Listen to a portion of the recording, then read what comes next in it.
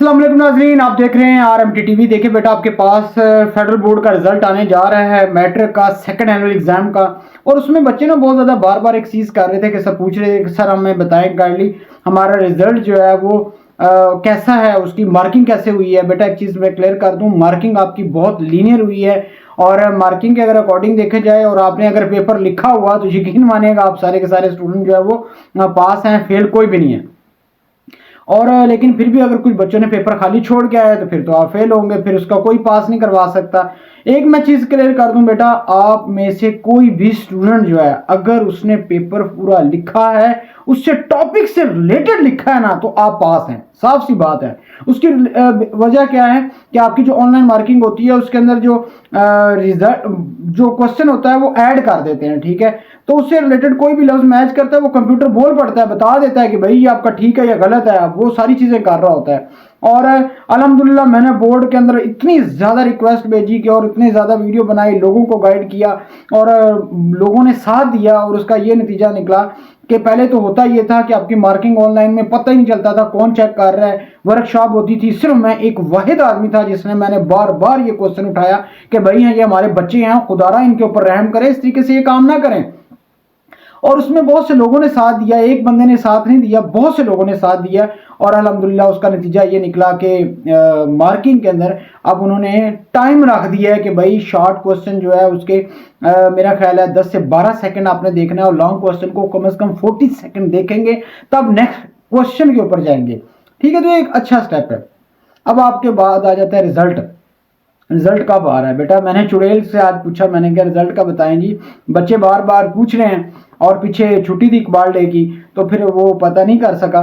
लेकिन मैंने जब चुड़ैल से पूछा तो चुड़ैल ने गई है जी, चुड़ैल जाके चुड़ैल ने जनाब दरवाजे खटकाए हैं और खोले हैं, और उसने बताया कि 15-16 के करीब आ रहा है, 15 या 16 के करीब जो है रिजल्ट जो है आ जाएगा। लेकिन चुड़ैल ने एक और बात भी बताई है कि जो रिजल्ट है वो अभी तक डिसाइड ही नहीं हुआ कि रिजल्ट किस डेट को अनाउंस करना है।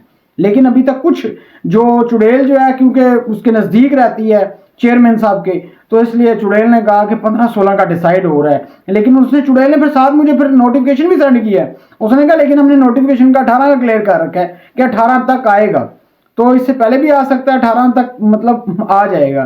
तो मैंने कहा यार ये वजह क्या है, आप क्यों लेट कर रहे हैं रिजल्ट? बच्चे कंफ्यूज बैठे हैं, परेशान बैठे हैं, और उनका आगे सारा सिस्टम है।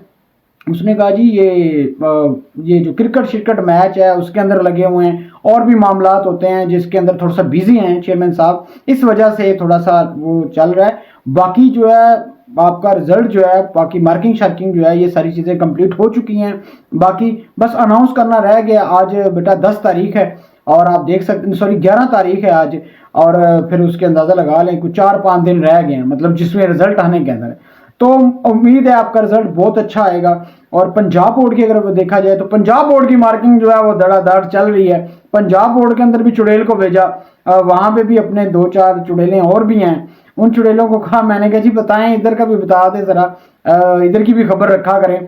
तो उसने कहा जी मार्किंग बहुत लीनियर है, लेकिन ये है कि कुछ जगह पे मार्किंग बहुत टफ हो रही है। मैं आपको ये चीज़, मैं अब असल में नाम नहीं लेना चाहता, फिर वो कुछ ये भी है मसला, फिर बाद में लोग गिला करते हैं कि जी आपने क्यों बता दिया। अच्छा खैर, एक ये चीज़ अलग है। दूसरी बात ना, इस वक्त एक कन्फ्यूजन बड़ी हो रही है फेडरल बोर्ड के स्टूडेंट जो है स्पेशली उनको, कि बच्चे पूछ रहे हैं कि सर किताबें हो गई हैं चेंज, अब पंजाब बोर्ड की बुक पढ़नी है या फेडरल बोर्ड की बुक पढ़नी है।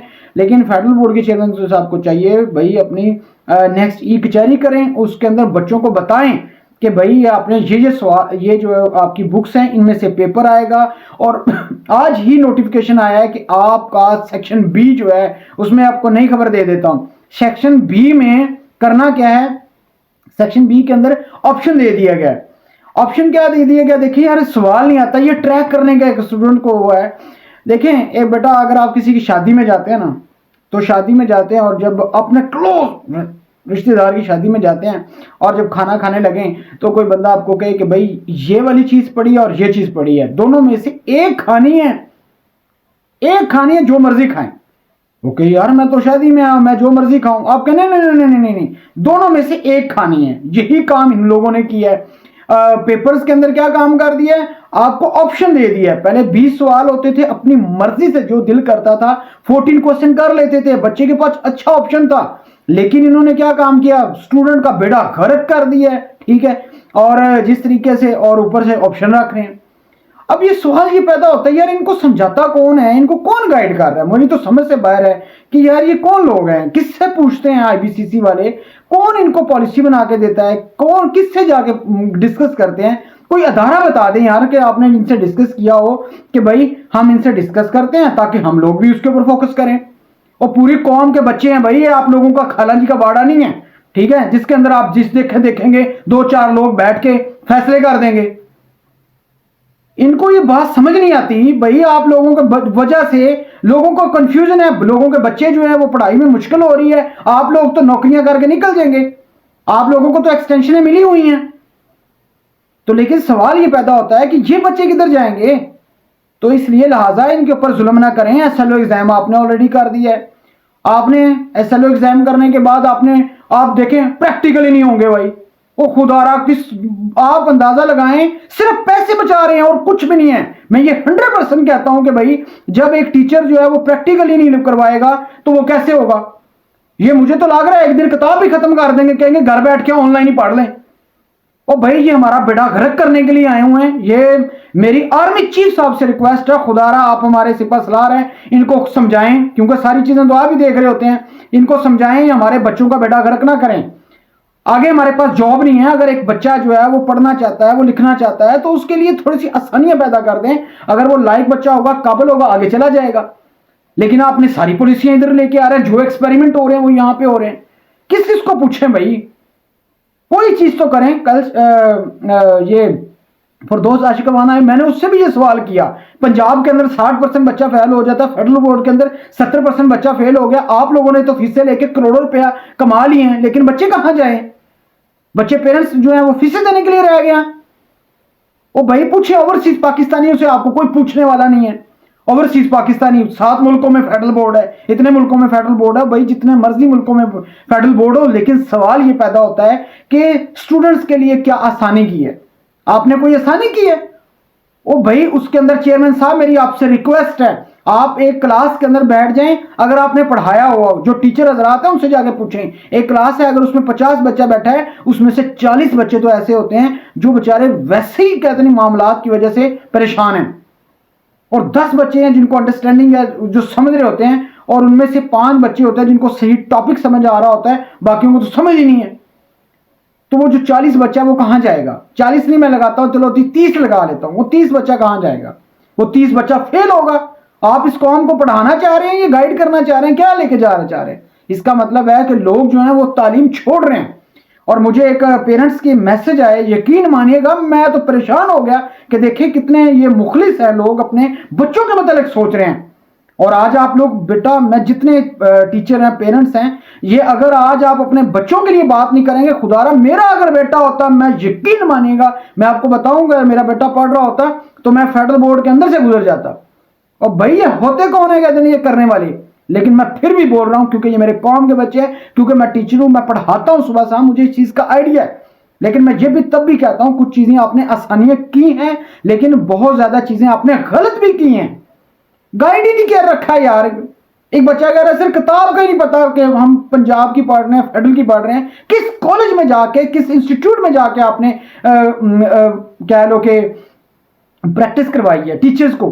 ठीक है, कोई ऐसी जगह बता दें कि यहां पे हमने जो है आपके पास वर्कशॉप रखी है, हम स्टूडेंट को भी गाइड कर रहे हैं, हम टीचर को भी गाइड कर रहे हैं। आईबीसीसी वाले, नो डाउट आईबीसीसी वाले पॉलिसी बनाते हैं, आईबीसीसी वालों से भी सवाल है, आपको किसने कहा है, कहां पे वो लोग हैं जिनके साथ आपने डिस्कस किया है, आप बताएं मुझे। कोई ऐसी जगह बता दें कि भाई ये जगह पे हमने डिस्कस किया है। लेकिन ये नहीं चलेगा, ये आप लोगों की जो हटधर्मी है, इसकी वजह से कौम के बच्चे परेशान हो रहे हैं, ये फेल हो रहे हैं। मैं बताऊं चेयरमैन साहब, आपको से रिक्वेस्ट है, मैं गुस्सा नहीं हूं, मैं ना उम्मीद भी नहीं हूं, मैं इसलिए नहीं हूं क्योंकि आपने कुछ चीजें, बहुत अच्छी चीजें की भी हैं, ये बात मैं आपको क्लियर कह रहा हूं, आपने बहुत चीजें अच्छी भी की हैं। लेकिन इन चीजों, बाकी चीजों के ऊपर भी देखें कि कुछ चीजें गलत भी हो रही हैं। मार्किंग में देखें, मैंने बोला, मैंने कहा 2-2 रुपए दिए, आपने ठीक है 4 रुपए कर दिए, हमें 2 टके से 4 टके का कर दिया। ठीक है, चले खैर है, मैं तो खैर अब क्या बोलूं आपको, ठीक है। आप लोगों ने प्रैक्टिकल की तरफ से तो प्रैक्टिकल खत्म करने जा रहे हैं, बेटा घर कर दो और किताबें बंद खत्म कर देना, ठीक है। ये आपको अगर कहीं पढ़ा हो ना, तो जाबिर बिन हयान ने कहा था कि अगर आपके पास कोई भी बंदा केमिस्ट्री के अंदर थ्योरी कर लेता है और प्रैक्टिकल नहीं करता तो उसका कोई फायदा नहीं है। आप कॉपियां खत्म करवा रहे हैं, आप उससे प्रैक्टिकल करवाना खत्म करवा रहे हैं। अगर आज कॉपी नहीं बच्चा देखेगा तो आप खुद बताएं, कोई बच्चा प्रैक्टिकल कहां से करेगा यार। वो कोई तो चीज हमें समझा दें ताकि हमें भी समझ आए, कोई हमारी भी खोपड़ी में बैठे कि यार ये बात वाकई ऐसे है, हम आपकी बात मानेंगे। लेकिन ये ऐसा नहीं चलेगा भाई। ये आप लोगों का जो चल रहे हैं ना, जो बैठे हैं, बैठ के फैसले कर रहे हैं, लोगों का बेड़ा गर्क कर रहे हैं, ये काम ना करें। आपने ग्रेडिंग सिस्टम कर दिया है। आपको कौन सा ऐसा यार चीज है जिसके अंदर बताएं कि यार आप यूनिवर्सिटीज के अंदर ग्रेडिंग सिस्टम होता है, आप स्कूल कॉलेजेस में ग्रेडिंग सिस्टम लेके आ रहे हैं यार, सीजीपीए लेके आ रहे हैं। वो ये कौन किससे पूछा है यार। ये मेरे जितने भी देखने वाले पेरेंट्स हैं, टीचर हैं, स्टूडेंट्स हैं, खुदारा अपने बच्चों के लिए बोले, ये आपका थोड़ा सा नुकसान है, ये बहुत बड़ा नुकसान है। ये आपको समझ बाद में आएगा जब आपके बच्चों के 50 नंबर होंगे और सी ग्रेड लगा होगा, उस वक्त समझ आएगा, ठीक है, कि ये हो क्या रहा है। तो ये सारी सूरत हाल है। लेकिन मैं तो इंतहाई यकीन मानेगा परेशान हूं अपने बच्चों के लिए कि यार ये ना करें ऐसा। इनमें थोड़ी सी चीजें चेंज करें, इनके अंदर अगर आपने चेंज करना है बाकायदा इन बच्चों को कह लो टीचर्स की वर्कशॉप करवाएं, इनको बाकायदा तौर पे ट्रेन करें, तमाम स्कूल कॉलेजेस के अंदर जाएं, उसको ट्रेन करें, फिर उसको एक मेंटल लेवल बनाएं, फिर चीजों को इंप्लीमेंट करें। और आप वैसे बैठ के खाम में बैठ के फैसले कर देते हैं भाई, तो ये फैसले नहीं चलेंगे और हमें कबूल भी नहीं है, मैं आपको क्लियर कर दूं। क्यों? हमने डिग्रियां ली हैं, हमने पढ़ा है, हमने यूनिवर्सिटियों में गए हैं, हम ये वैसे बैठे बात नहीं कर रहे। मैं एमफिल ऑर्गेनिक केमिस्ट हूं, मुझे पता है क्या चीज करनी होती है, ठीक है। मैं 10-15 क्लासें लेता हूं, मुझे पता है मेरा स्टूडेंट सामने जो बैठा है वो क्या सोच रहा है, उसके जहन में क्या चल रहा है। कभी पूछा आपने स्टूडेंट से?